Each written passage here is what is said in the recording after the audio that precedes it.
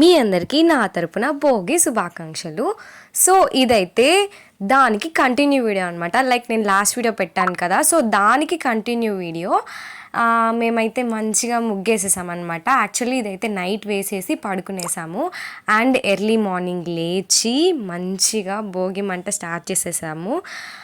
కొంచెం అలా 4:30 అలా అయిపోయింది. చాలా ఎర్లీగా లేద్దాం అనుకున్నాం, బట్ అంతా ఫెయిల్ అయిపోయి కొంచెం లేట్గానే లేచాము. మేము లేచే లోపలే మా అన్నయ్య వాళ్ళు ఆల్మోస్ట్ వేసేసారు, అది కాలిపోయింది కూడా.